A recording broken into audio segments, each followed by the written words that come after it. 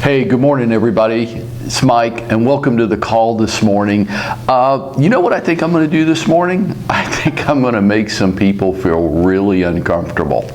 And I think some people are going to really not agree with me. And that's okay. I'm wrong about things quite often. Just ask my wife. But I'm not wrong about this. So hang with me, because I'm going to prove my theory to you this morning. And the theory is this. You only get paid for one thing in this business. You only get paid for one thing, and I'm going to prove it to you this morning. You know, I participate in a Bible study group with about 10 other men, and one of the guys in our group is an attorney. And he gripes and complains all the time because in his big law firm that he works for, doing a lot of tax kind of work, he's continually getting passed over for promotions and salary increases. And he'll say things like, so they made this other guy a partner, and, I'm doing all the work, he's coming to me with questions all the time, I'm constantly bailing him out of trouble, and he gets made partner and I don't. And he doesn't quite get it. Oh, I get it. I fully understand it. You know what's going on there? It's not about who the best attorney is.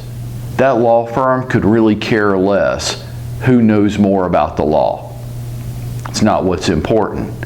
These other guys that are being made partner and getting promoted ahead of him, they bring business into the law firm. They're rainmakers. That's all they do. That's all that's important in that business, is who can bring business into the law firm. And if you can bring business in, then you get paid more money. Why? Because we can hire anybody to do the other stuff. Matter of fact, you don't have to know anything about the law. We can hire kids right out of law school to back you up on that. You just need to be able to bring business into the law firm. And in our industry, it's the exact same thing. It's the exact same thing. If you're a rainmaker, you're going to get paid. Let me show you. Have you ever known an agent that you felt like was less qualified than you are, but does more business than you do? Have you ever seen a listing and wonder, why did you hire that agent when you could have hired me?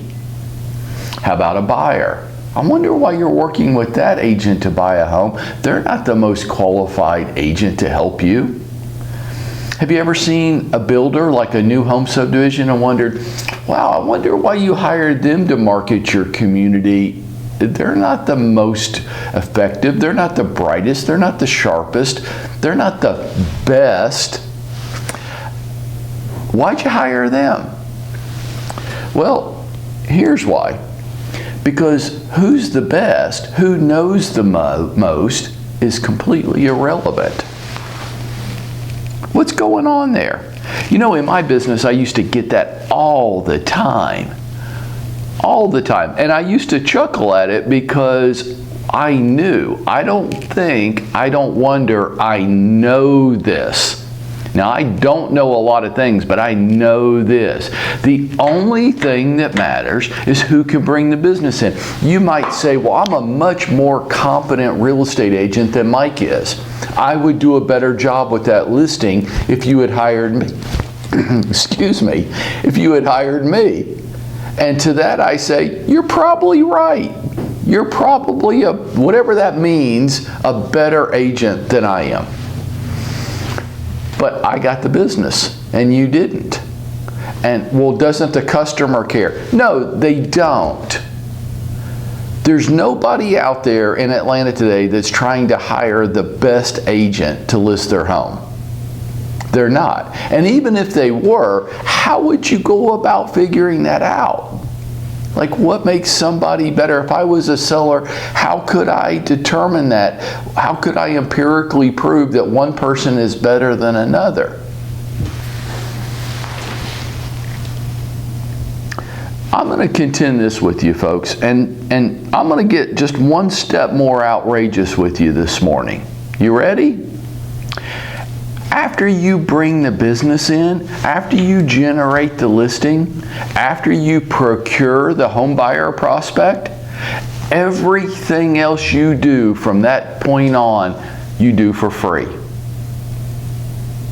Now that really pisses some of you off, I know, because you have spent your whole career trying to become core competent at the job of being a real estate because you thought if you were the best agent, people would then want to hire you.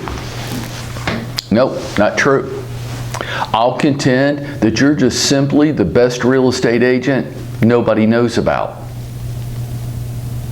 The only thing that matters in your real estate career, the only thing you're ever going to get paid for is your ability to bring business in the front door.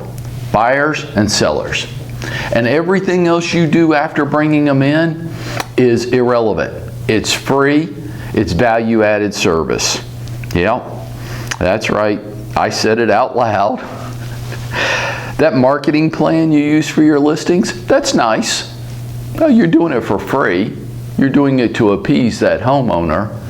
You're not going to get paid for that. Well, I'm good at showing houses and negotiating offers for my home buyer and getting that thing to closing on time. That's all great. I'm glad. Warms my heart to hear that. You're not going to get paid more for it.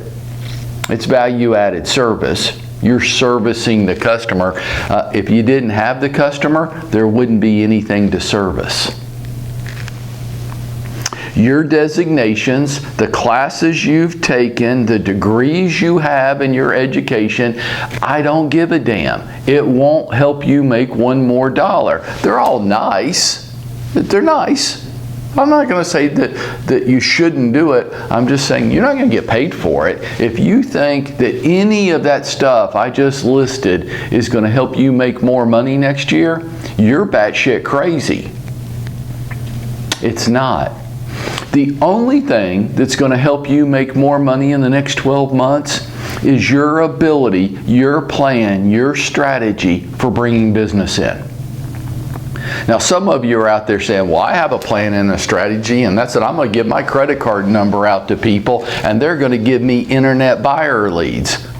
Like, okay, you're called a sucker. You are.